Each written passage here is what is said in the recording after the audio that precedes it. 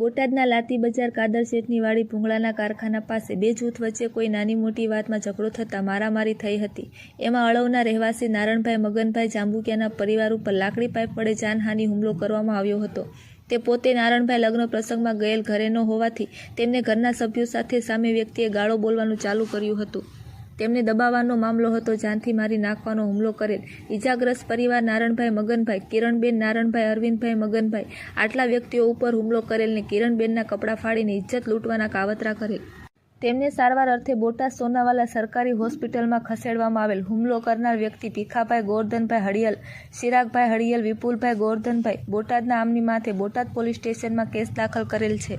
Botad police station અગાઉ પણ case કરેલ છે। બોટાદ પોલીસ સ્ટેશનમાં તો નારણભાઈની એવી માંગ છે કે અમને ગરીબ માણસને અવારનવાર હેરાન કરે છે, તે કાર્યવાહી કરે। નારણભાઈના 4 દર્દીને ભાવનગર ખાનગી હોસ્પિટલ ખસેડવામાં આવ્યા। રિપોર્ટર જયદેવી મંદિર।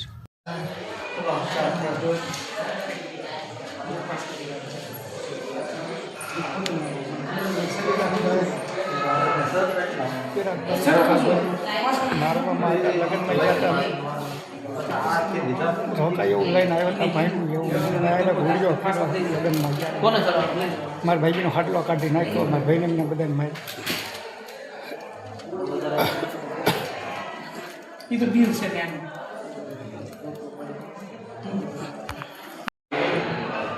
મારું નામ નારાયણભાઈ મગનભાઈ જાંબુકિયા।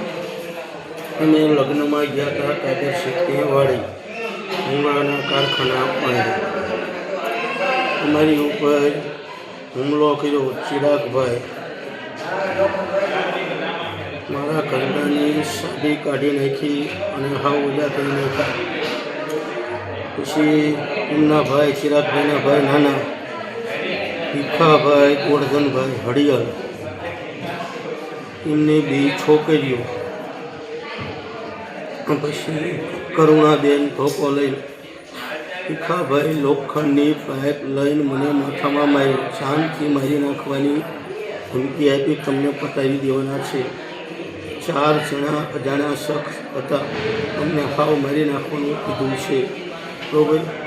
અમારું અહીંયા કોઈ છે નહીં, બરાબર। અને અમે કાંઈ પણ ખોટું બોલતા નથી।